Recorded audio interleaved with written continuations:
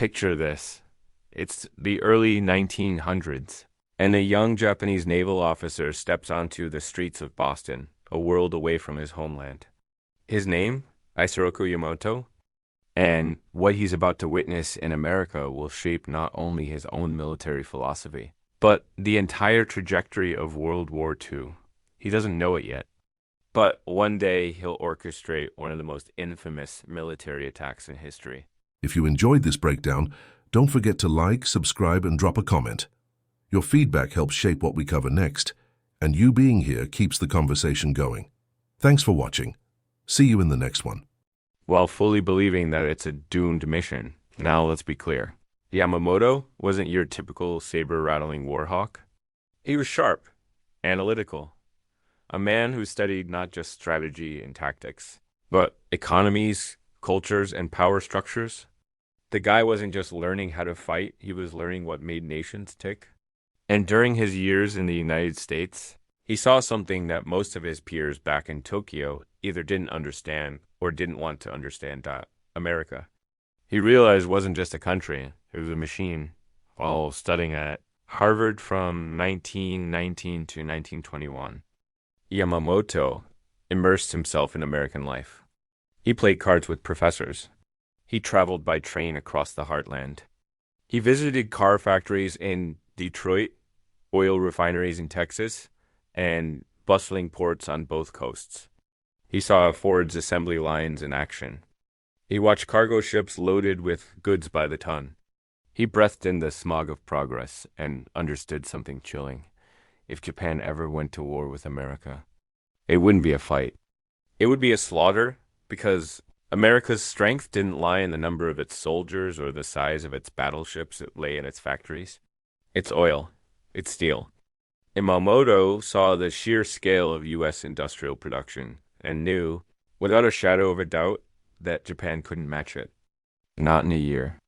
Not in 10. And yet, decades later, guess who's told to lead Japan into war against that very country? Yep, Admiral Yamamoto. It's the ultimate tragic irony. The man who knew Japan would lose is the man tasked with planning its boldest offensive. Now here's where things get heartbreaking. Yamamoto wasn't silent about his concerns. Not even close. He warned everyone who would listen and plenty who wouldn't that a war with the U.S. could only be won if it ended quickly. As in, very quickly. 6 months. Maybe a year at most. After that, the industrial giant would wake up. Start producing ships and planes at a scale Japan couldn't even dream of. And grind the empire of Japan into dust. He even famously said, "In the first 6 months to a year of war with the United States and Britain, I will run wild and win victory upon victory." But then, if the war continues after that, I have no expectation of success. Translation? We might score the first punch, but they'll win the fight. But the higher-ups in Japan, they didn't want to hear it. Blinded by national pride, they clung to the belief that spirit, discipline, and daring could outweigh raw production numbers. They thought swift strikes could demoralize the enemy before the war dragged on. They mistook Yamamoto's clear-eyed realism for cowardice. So despite his resistance, Yamamoto was ordered to plan the attack on Pearl Harbor. And let's be honest, that plan worked, at least in the short term. On December 7th, 1941, the Japanese Navy launched a surprise attack that devastated the U.S. Pacific Fleet. Battleships burned. Planes were shredded on the ground. It was a shocking, spectacular success. In Japan, people cheered in the streets. It looked like Yamamoto had delivered. But here's the thing. Yamamoto knew better. He wasn't celebrating. Because he understood something most of his nation refused to grasp. Pearl Harbor didn't defeat America. It awakened a. And when America awakens, it brings the entire industrial age with it. Factories that once made cars began churning out tanks. Assembly lines that had been building refrigerators suddenly built fighter planes. The U.S. military ballooned. Shipyards launched aircraft carriers like they were toasters. In a single year, America would outproduce Japan by 10 times. In planes, in ships, in ammunition, in everything. Yamamoto had seen it coming. He'd warned them. And now he was watching his worst fears materialize in real time. Imagine the psychological weight of that. You've been forced to wage a war you know is unwinnable. Every victory you deliver is just buying time before the avalanche. Every battle you plan feels like moving chairs on the deck of a sinking ship. That's the burden Yamamoto carried, Dot. And then the twist that feels ripped from a tragic screenplay, the very tools of destruction he had once studied, the American aircraft. The industrial might he feared would be the instruments of his death. Dot in April 1943. U.S. intelligence intercepted and decrypted Japanese communications. They discovered that Yamamoto was scheduled to fly across the Solomon Islands for an inspection tour. It was the perfect opportunity, and America seized it, got in an operation so precise it could have been scripted. A squadron of USP-38 Lightning fighters intercepted Yamamoto's transport plane. They ambushed him midair. His aircraft was shot down, crashing into the jungle. The mastermind behind Pearl Harbor, the man who had warned it would never be enough, was gone, killed by the very machine he had warned his nation about. That, my friends, is irony on a Shakespearean level. Dot. It wasn't just a tactical win for the U's, it was a symbolic one. Yamamoto was more than a military leader. He was a voice of reason that had been ignored. And now, even that voice had been silenced. But his legacy? That lives on. Not because of Pearl Harbor. Not because of the war itself. But because of the lessons he tried to teach. Yamamoto's story is a masterclass in the power of empirical observation. He didn't rely on ideology or pride. He trusted what he saw, what he learned, and what he knew. While others clung to national myths, he looked at reality and told the truth, even when it was inconvenient. And let's be real, that kind of foresight is rare, especially in wartime when so many decisions are made based on emotion, ego, or outdated tradition. Yamamoto understood that modern warfare isn't won on battlefields, it's won in factories, in oil reserves, in research labs. The side that innovates faster, builds more, and sustains longer, that's the side that wins. Every time. In a tragedy, that insight came too early, too clear, and to the wrong audience, because the people in power weren't ready to hear that Japan couldn't win. That national pride wouldn't refill fuel tanks or replace downed aircraft. That discipline alone wouldn't build an empire. So they ignored him. And when the war stretched past the 6-month mark, just like he said it would, Japan began to crumble slowly at first, then all at once. The planes he feared filled the skies. The ships he predicted filled the oceans. The war he knew would be lost. Was Yamamoto, a prophet with no disciples, a man who saw the future, tried to change it, and died watching it unfold exactly as he predicted. In the end, his story isn't just about war. It's about the cost of ignoring truth, the danger of silencing experts, the futility of pride in the face of facts. And it's a reminder that knowledge, no matter how clear or accurate, means nothing if those in power refuse to listen. So next time you hear someone dismiss a warning, remember Yamamoto, the man who spent years in America, saw the storm coming, and tried to stop it, only to be swept away by the very wave he foresaw. His life wasn't just a warning. It was a prophecy, one written in smoke, steel, and silence, and tragically fulfilled. And yet, even now, decades later, Yamamoto's legacy lingers like the smoke trailing from a wrecked warship haunting, uncheckable, impossible to ignore. Because here's the truth nobody likes to say out loud. He was right. Brutally, painfully, almost prophetically right. The war unfolded exactly as he feared it would. For the first few months after Pearl Harbor, Japan really did run wild. Their navy dominated the Pacific. American bases fell one after another. Manila, Singapore, the Dutch East Indies all claimed with brutal efficiency. It looked like the gamble had paid off. To the average citizen back in Japan, it must have seemed like Yamamoto had delivered a masterstroke. But that victory? It was a mirage, a blip on the timeline of a war destined to drag out, grind down, and end in ashes. Because while Japan was still dancing in the glow of early wins, America was already revving its engines, literally. Factories roared to life. Women who'd never set foot on a shop floor before were suddenly welding, riveting, building. Rosie the Riveter wasn't just a poster. She was an industrial revolution. In less than a year, the US was launching more ships than Japan could dream of. Aircraft production hit levels no Axis power could match. Entire new classes of warships, fighters, and bombers rolled out like products on a factory belt. And here's the insane part. Yamamoto called it. He knew the numbers. He saw the industrial engine behind the American military long before the first shot was fired. He knew that Japan could never keep up, not in oil, not in steel, not in labor force, not in raw speed of production. He didn't need a crystal ball, just a train ticket across the US and a sharp pair of eyes. That's what makes his story so tragic. This wasn't some ignorant general charging forward with blind nationalism. This was a man who knew exactly what he was walking into and was forced to walk anyway.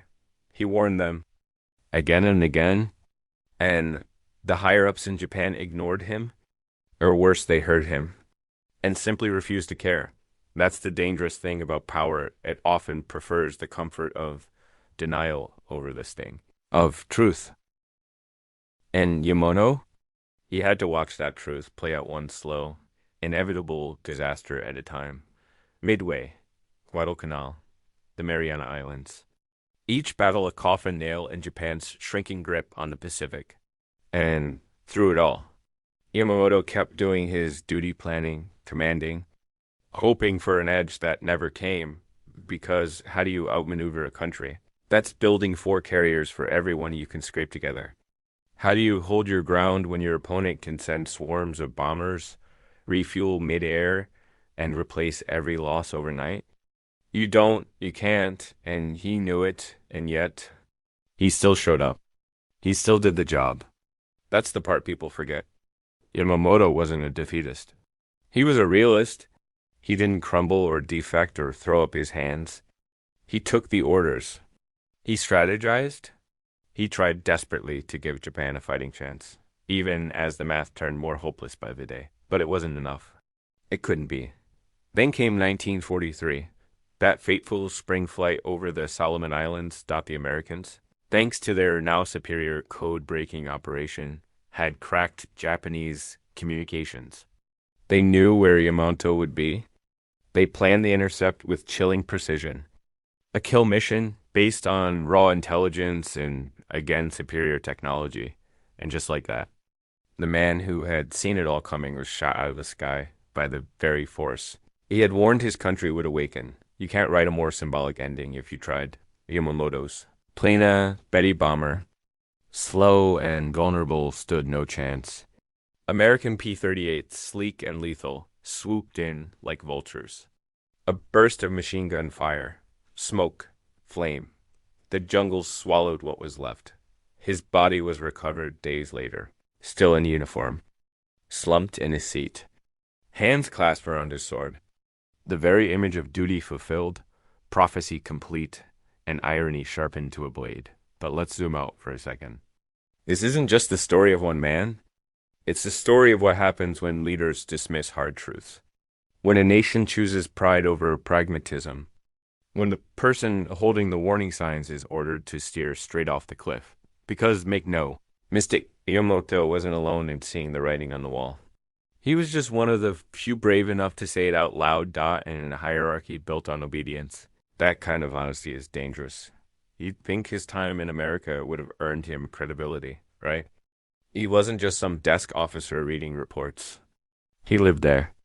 He saw the industrial sprawl of Chicago. He stood in Detroit's assembly lines.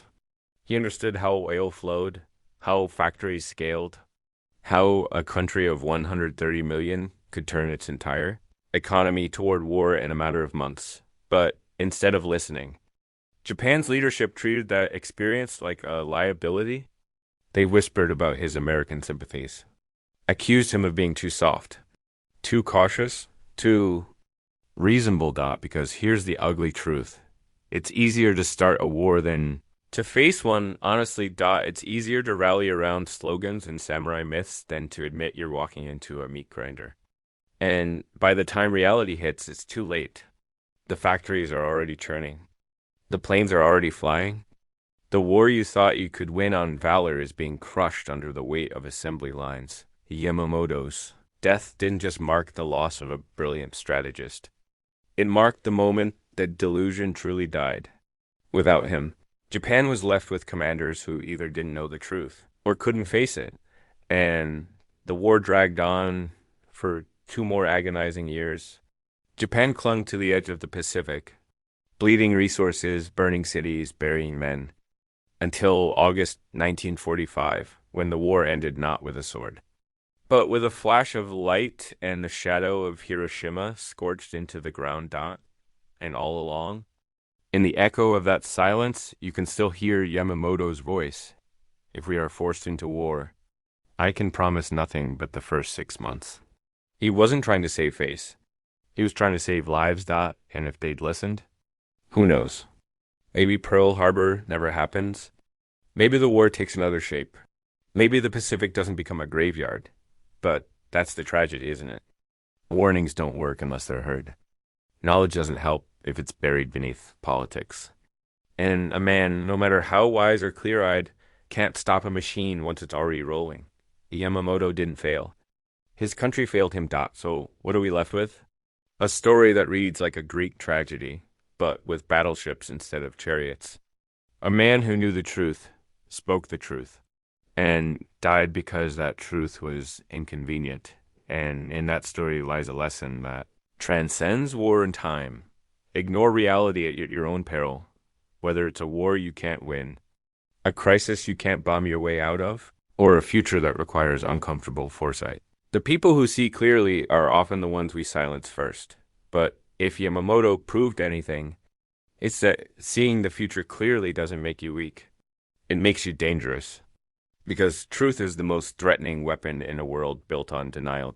So here's to Admiral Yamamoto, the reluctant architect of war, the prophet of defeat, the man who stared into the industrial abyss and dared to say what no one wanted to hear. He died with his sword in hand, his warnings unheeded, and his name written forever in the smoke trails of history. And maybe if we ever find ourselves on the brink again, we'll remember the man who saw it coming and begged us to turn back. But let's be honest, for all his brilliance, all his warnings, all his deeply uncomfortable truths, Yamamoto was still a soldier bound by duty. And that's the paradox that makes his story so unbearably human. He didn't throw down his sword and walk away. He didn't defect. He didn't go rogue. He planned Pearl Harbor. He carried out the very strategy he believed would only buy time before the inevitable. Why? Because Yamamoto was, above all else, loyal to his country, to his emperor, and to the men who served under him. Even if he believed the mission was doomed, he would execute it with precision. He believed in doing his duty as best as possible, even when that duty demanded he steer the ship straight into the iceberg. It's this uncomfortable truth that makes this story sting most. The man who could see through the fog of war better than almost anyone else wasn't allowed to turn the wheel. He was given a compass, a map, a warning label, and still told to march forward into the fire. And he did. That's not cowardice. That's a different kind of courage. The kind that accepts responsibility, not because it's easy, but because it's unbearable and you're willing to carry it anyway. The attack on Pearl Harbor was a tactical masterpiece and a strategic catastrophe. It shocked America awake. It united a population that had been torn over to enter the war at all. It turned factories into weapons labs and workers into soldiers of the home front. And Yamamoto, watching it all unfold, knew he just lit the fuse that would blow up everything he cared about. The 6 months he predicted, they were almost exact. From December 1941 to June 1942, Japan scored victory after victory across the Pacific. They pushed forward, claiming territory, establishing control over vital shipping lanes threatening Australia, and forcing America into retreat. Then came Midway. 4 Japanese carriers lost. Thousands of experienced airmen gone. The momentum of the war snapped in a single devastating blow, and from that point on, Yamamoto's warning wasn't a theory anymore. It was prophecy fulfilled. From Midway onward, Japan was on the defensive. Outbuilt, outmanned, outgunned, the industrial engine he'd warned about had roared to life. American carriers were now everywhere. Planes rolled off the line faster than Japan could shoot them down. Submarines strangled supply lines. Bombers turned cities into ash. Japan simply couldn't keep up. And Yamamoto? Still at the helm. Still doing what he could. Still leading men into battles he didn't believe could be won. Not because he was naive, but because he refused to abandon them. There's a particular loneliness in being the smartest person in the room and having no one willing to hear you. By the time of his assassination in 1943. The war had turned fully against Japan. His death was a tactical victory for the United States, but emotionally, it felt almost tragic, not triumphant. They hadn't just killed an enemy commander. They'd silenced the voice of reason. Yamamoto wasn't hated by the Americans, not the way other wartime leaders were. In fact, many U.S. officers respected him, feared him, even. He was a strategist with deep intellect, and many recognized his reluctance toward the war. He wasn't the man who wanted it. He was the man trying to make sense of it, and that's what makes his legacy so enduring. He wasn't just a war hero, or a war criminal, or a villain, or a victim. He was all of those things and none of them. He was complex, conflicted, brilliant, and burdened. He represents that terrible space in history where intelligence crashes into politics, where facts get drowned by pride, where the people who know better are told to stay quiet,